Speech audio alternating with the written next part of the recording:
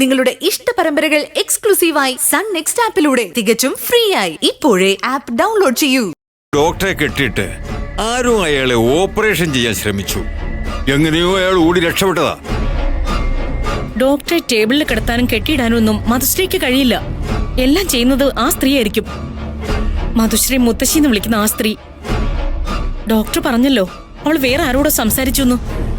ഏതോ ഒരു ഭീകരരൂപം അവിടെ ഉണ്ടായിരുന്നു. ഡോക്ടർ മധുശ്രീയെ ഹിപ്നോട്ടിക് മയക്കത്തിലേക്ക് എത്തിക്കാൻ ശ്രമിച്ചു. പക്ഷെ സംഭവിച്ചത് മറിച്ചാ. എനിക്കുറപ്പാ ആ കുട്ടിയോടൊപ്പം ഏതോ ഒരു ഭീകര ദുരാത്മാവുണ്ട്. ഡോക്ടറുടെ റൂമില് CCTV കാണുമല്ലോ. ഞാൻ പോയി ഒന്ന് ചെക്ക് ചെയ്താലോ? No use.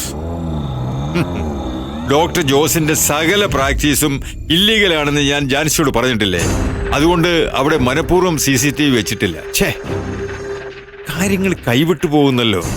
സാറിങ്ങനെ അപ്സെറ്റ് ആവാതെ, ഞാൻ ഇടപെടാം. ഡോക്ടറോട് ഒരു കംപ്ലൈന്റ് എനിക്കിങ്ങ് മെയിൽ ചെയ്യാൻ പറഞ്ഞാൽ മതി. മധുശ്രീയെയും കുട്ടിയെ അവിടെ എത്തിച്ച മഹാദേവനെയും ചോദ്യം ചെയ്യാനായി അറസ്റ്റ് ചെയ്ത് കസ്റ്റഡി തന്നെ എടുക്കണം. ഒന്ന് പെരുമാറിയ സത്യം പുറത്തു വരും.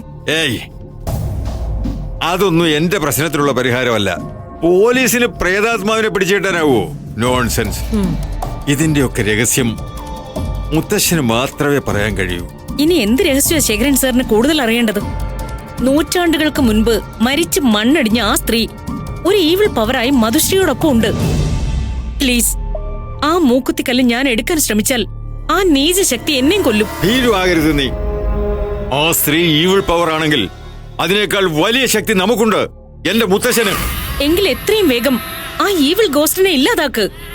അപ്പൊ മധുശ്രീയുടെ കയ്യിന്ന് ആ മൂക്കുത്തിക്കല്ല് ഈസി ആയിട്ട് ഞാൻ എടുത്തു തരാം. അല്ലാതെ അവളുടെ കൂടെ ആ ആത്മാവ് ഉള്ളിടത്തോളം കാലം എനിക്കെന്നല്ല, സാറിനോ ജാൻസിക്കോ അത് തൊടാൻ കഴിയില്ല. അറിയാം, എന്റെ മുത്തശ്ശനേക്കാൾ വലിയ ശക്തിയൊന്നും ആ തള്ളയ്ക്ക് ഉണ്ടാവാൻ സാധ്യതയില്ല. ദേ, കാലഭൈരവനെ വിളിപ്പുറത്തായിരുന്നു എന്റെ മുത്തശ്ശന്.